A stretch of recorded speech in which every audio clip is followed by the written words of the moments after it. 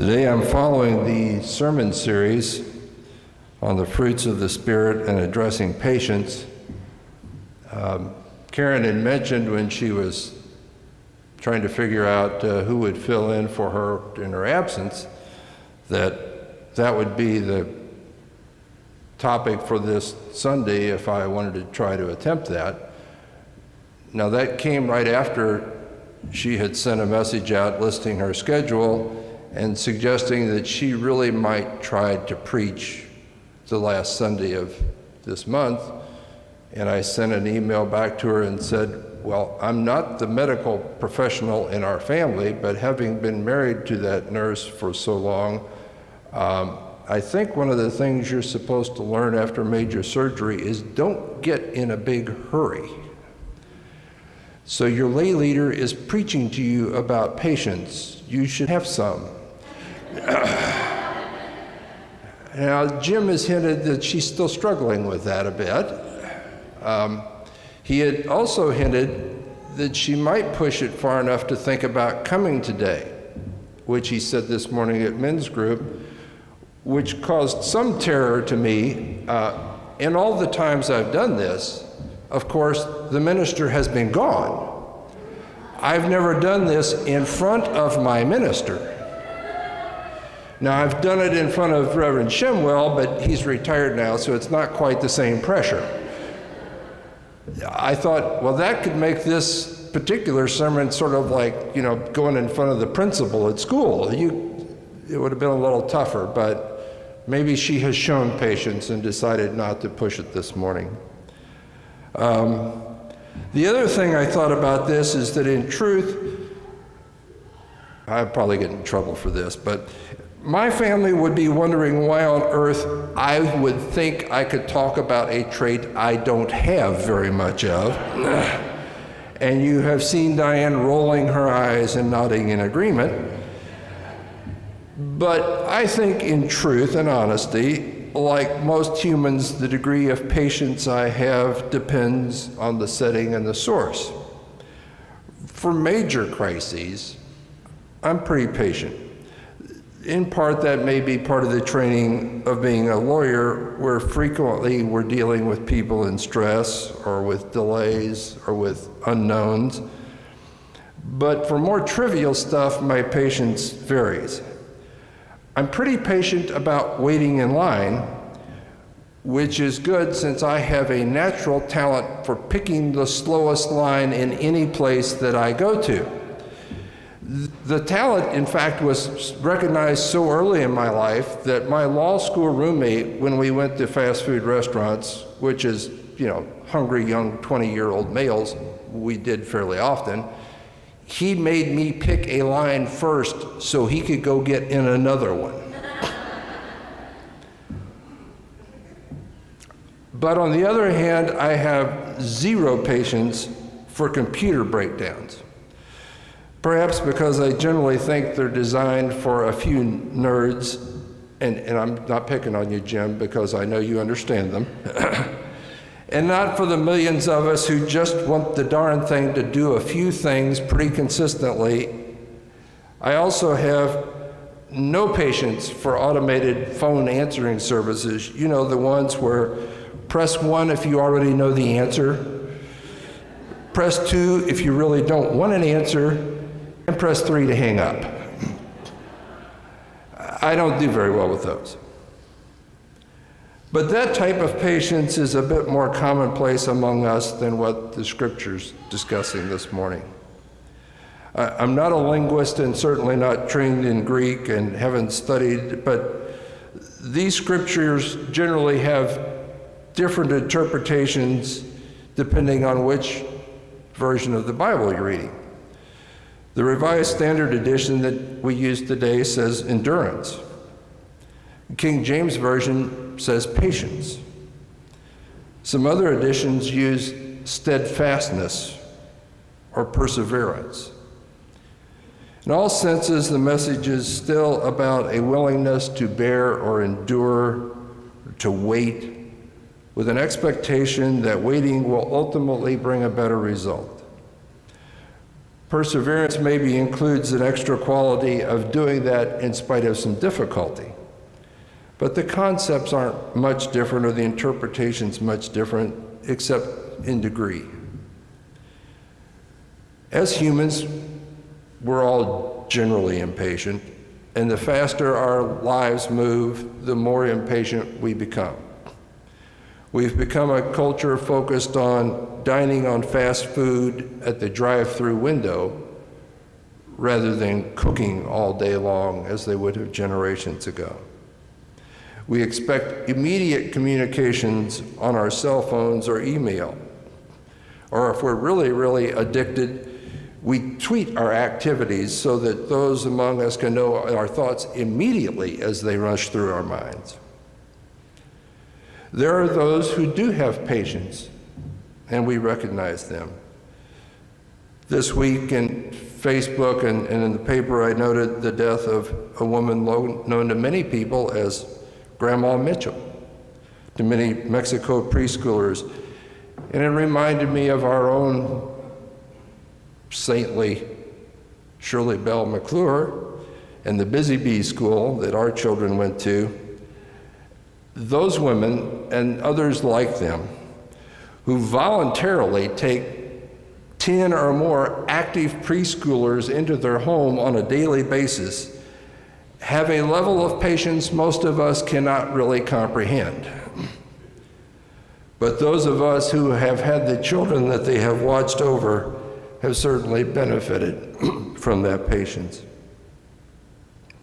Oddly, behind the success of most great athletes that we read about in papers is another type of patience, a knowledge that the nature of athletic games is uncertainty, chance, error, chance opportunity, and that remaining calm and hopeful when things seem lost allows them to focus better than other players they're against. Part of that focus is patience, waiting for the chance to overcome adversity. In James, we have an early Christian during the time when Christians were still often meeting in secret, endured scorn, or even persecution. And James is telling them to be joyful, to be glad for the challenges. By enduring or persevering, James is telling us we reach full maturity in our belief. Those words again, because you know that the testing of your faith produces endurance, and let endurance have its full effect so that you may be mature and complete, lacking in nothing. If we're truthful about our own lives, we can recall really difficult times when things may not have been pleasant, but when we work our way through the struggle, we're stronger for future problems. That's what James is telling us about our faith. While difficult times will come, if we remember what we believe and follow, we will be better stewards and followers in the long run.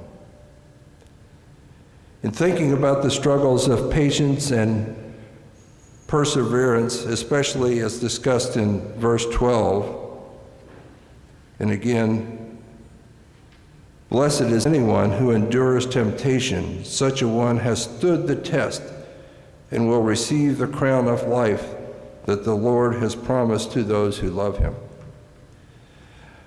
I kind of lapsed into my interest in my college studies in political science and history, and not surprisingly to those of you who've heard me before, thought about a movie that showed some of that, and a couple of books that I've read recently on the same topic. And the movie is Lincoln. Abraham Lincoln is not only one of our most admired presidents, but perhaps one of the most complicated, a trait compounded by the difficult time in which he served. Lincoln was never a church member, never really even participated in organized religion. But as a self-educated man, he'd read the Bible many times, often quoted Scripture, and based much of what he did on Scripture. We have difficulty today comprehending the breadth of the Civil War, even though in many areas we're going through anniversaries of 150 years ago when we went through the Civil War period.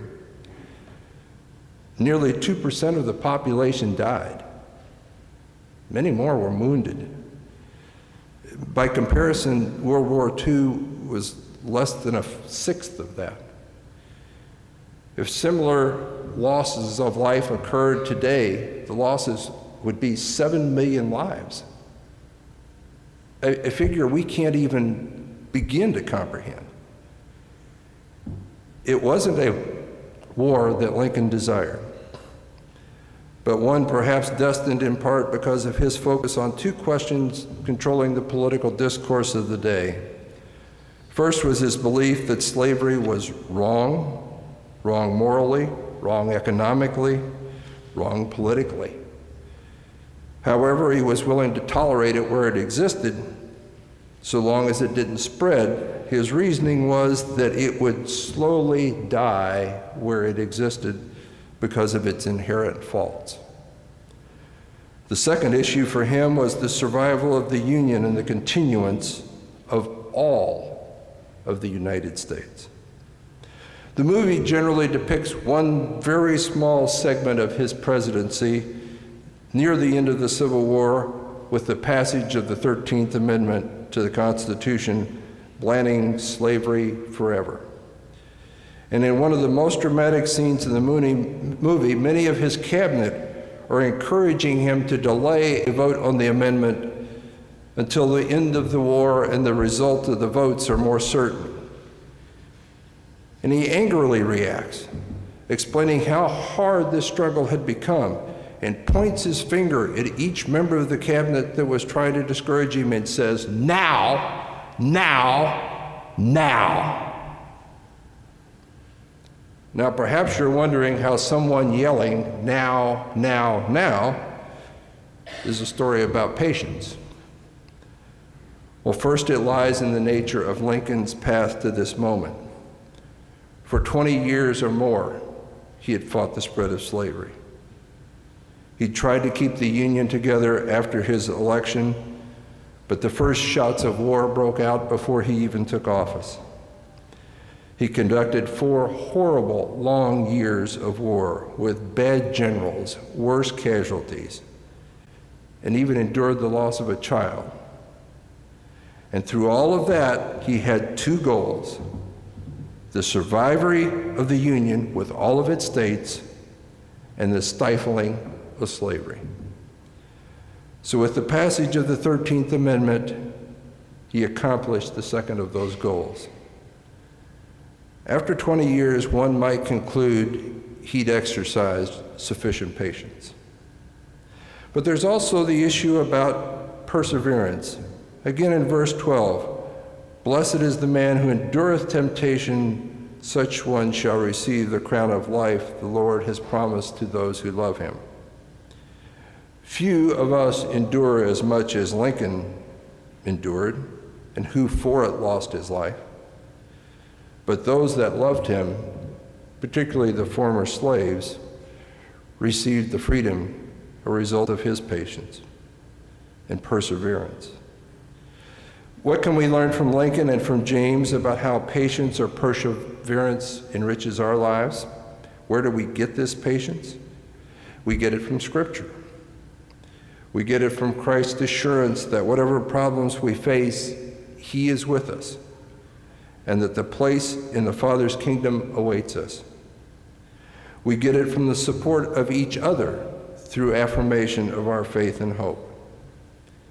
We get it from the visible signs of power that prayer has in our lives and how Christians' work uplifts others. Lincoln is frequently quoted as having said, "I have been driven to my knees many times by the overwhelming conviction I had no place else to go." Like other historical attributions, ground's a little shaky on this. Only one reporter ever reported having heard him say that, and he didn't report it until months after Lincoln had been killed. But it remains because it so easily seems to fit him. Lincoln may not have made that statement about his knees, but I want to close with something he did say, the end of his first inaugural address, given as the first battle of war had begun, a statement not only poetic, but hinting at his patience, his perseverance, his optimism for better days to come. Though passion may have strained, it must not break our bonds of affection. The mystic cords of memory, stretching from every battlefield and patriot grave to every living heart and hearthstone over all this broad land, will yet swell the chorus of the Union, and when touched again, as surely they must be, by the better angels of our nature.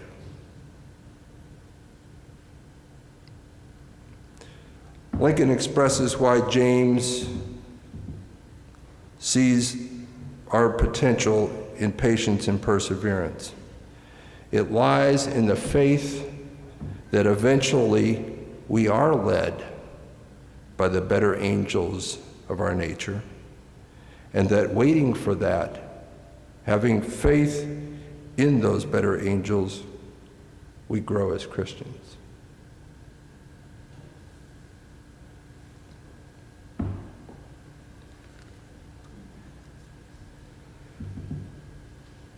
In closing today, we actually are singing one of my favorite hymns, but it's for the wrong sermon. You may remember my last one had a good piece about Jackie Robinson and Pee Wee Reese standing with him in front of a bunch of native Kentuckians and saying, "They need to see who I am." Well, "Here I Am, Lord" is a great hymn about standing for others to see who we are. That's our closing hymn this morning, number 593.